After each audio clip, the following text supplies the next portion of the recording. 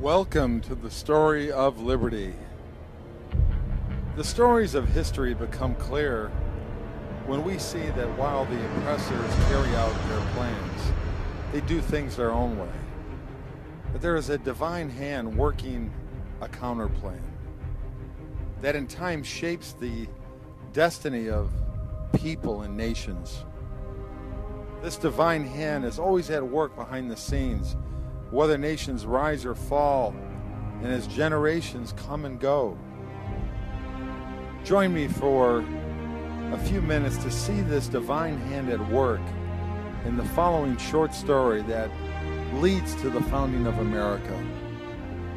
There was once a group of hard-working Dutch people that their enemy called the Beggars. They made their way to Holland and they built windmills and pumped out the water. And they made the canals their highways.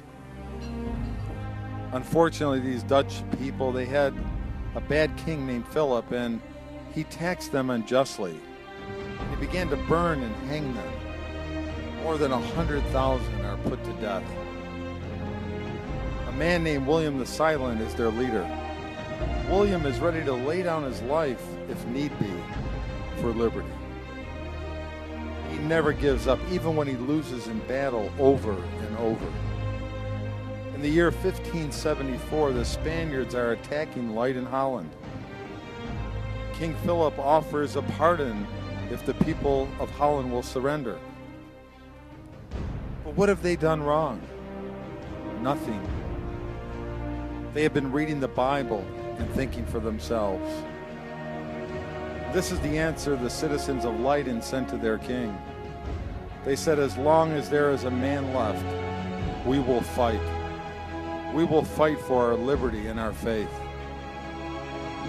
Spaniards' plan is to surround the citizens of Leyden, to starve them to death.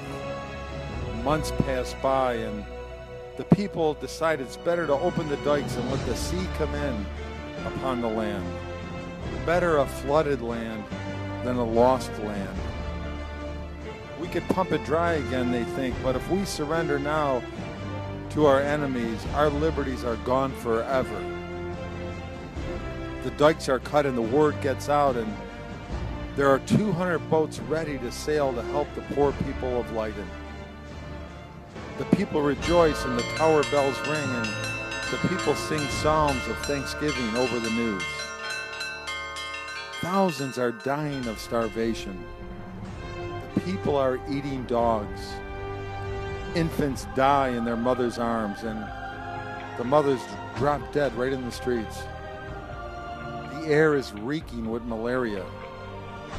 But the citizens of Leyden, Holland, they don't surrender. The water rises and the vessels float in, and they think help is coming, but unfortunately there's not enough water, and they get stuck in the mud before they reach Leyden. Some of the people of the city have become faint-hearted, and they say, give it up, give up the city. But the brave leader of that city, Peter van der Werf, he says, I will never, never surrender.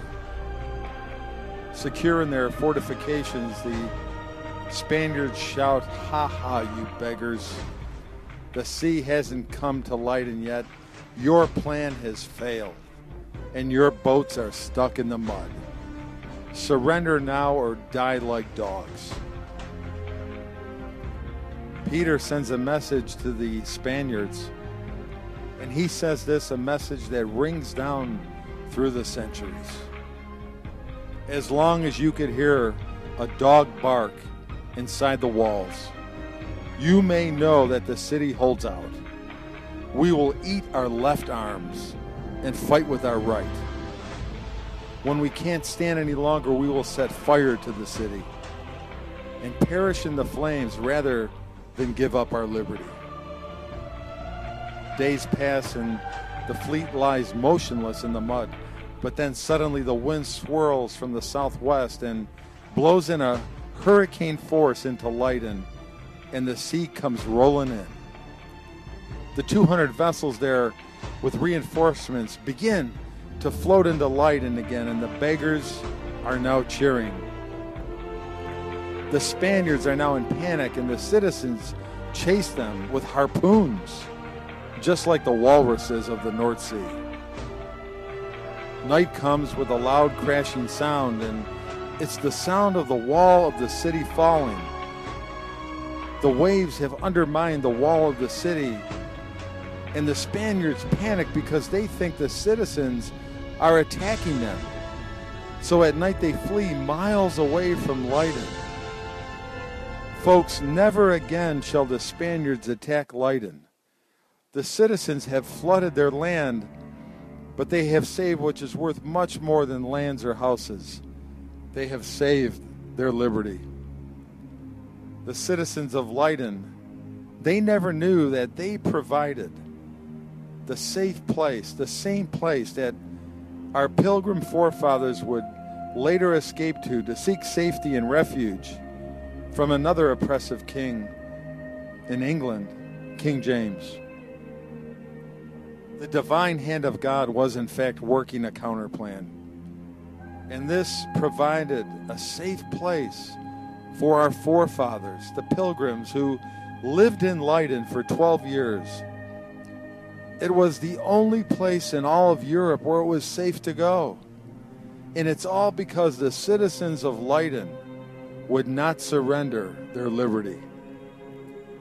After that 12 years in Leyden, where the pilgrims worked, and they finally sailed on the Mayflower ship, they left Leyden. They came to the shores of America, to Plymouth, Massachusetts, laying the foundation of liberty in the New World, in the land that we call the land of the free and the home of the brave, the United States of America.